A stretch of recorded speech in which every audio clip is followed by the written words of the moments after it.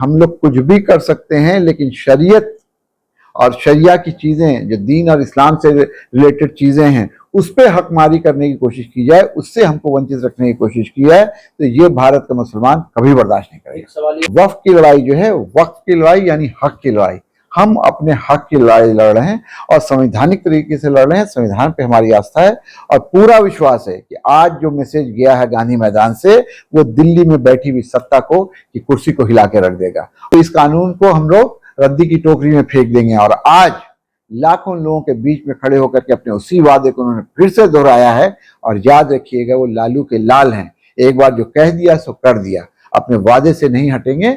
और इसलिए हम लोगों को पूरी उम्मीद है कि चाहे कुछ भी हो, बिहार में कम से कम हम लोग वक्फ कानून लागू नहीं होने देंगे। देखिए, कोई भी संवेदनशील सरकार अगर होगी तो बिल्कुल से अपनी आबादी का 14% लोगों को इग्नोर नहीं करेगी, उनको नज़रअंदाज नहीं करेगी, उनकी भावनाओं को आहत नहीं करेगी। दूसरी बात ये समझ लीजिए कि जो आज वहाँ पे वक्फ बचाओ संविधान बचाओ रैली हुई, उसमें किस बात की मांग हो रही है?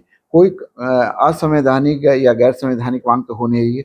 हम लोगों का कहना और मांग ये है कि जो अधिकार हमको कॉन्स्टिट्यूशन के आर्टिकल 14, 15, 25, 26 में दिया गया है, उसको हमको दिया जाए, उससे हमको वंचित नहीं किया जाए। आर्टिकल 15 में ये प्रावधान है कि धर्म के आधार पे, जाति के आधार पे, रंग के आधार पे किसी के साथ कोई भेदभाव नहीं किया जा सकता है।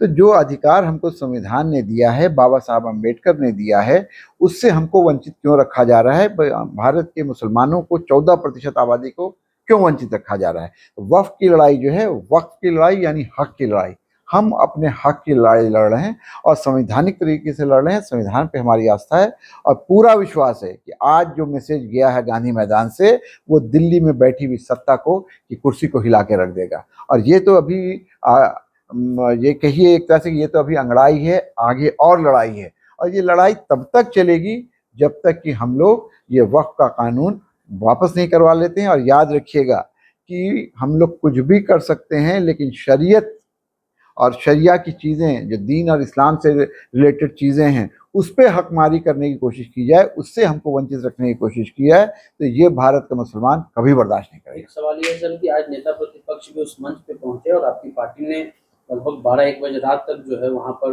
वक्फ कानून के खिलाफ लोकसभा में भी वोट दिया था। तो उन्होंने भी कहा है कि हमारी जब सरकार आएगी तो इस काले कानून को डस्टबिन में हम उठा करके फेंक देंगे। देखिए, मैं इस बात के लिए धन्यवाद देता हूँ आदरणीय नेता प्रतिपक्ष, हम लोगों के सबके नेता, भावी मुख्यमंत्री तेजस्वी यादव को, कि उन्होंने इस बात को आज फिर खुले मंच से कहा है। और कौन लोग इसका साथ दिए, हम लोगों के साथ कौन खड़ा रहा सदन में, चाहे बिहार का सदन हो या देश का की संसद हो, पूरे तौर से मजबूती से हम लोगों ने इसका विरोध किया है। और बिहार के सदन में भी नेता प्रतिपक्ष ने खड़े होकर कहा है कि जब ये सरकार आई हम लोगों की, तो इस कानून को हम लोग रद्दी की टोकरी में फेंक देंगे। और आज लाखों लोगों के बीच में खड़े होकर के अपने उसी वादे को उन्होंने फिर से दोहराया है। और याद रखिएगा, वो लालू के लाल हैं, एक बार जो कह दिया सो कर दिया, अपने वादे से नहीं हटेंगे। और इसलिए हम लोगों को पूरी उम्मीद है कि चाहे कुछ भी हो, बिहार में कम से कम हम लोग वक्फ कानून लागू नहीं होने देंगे।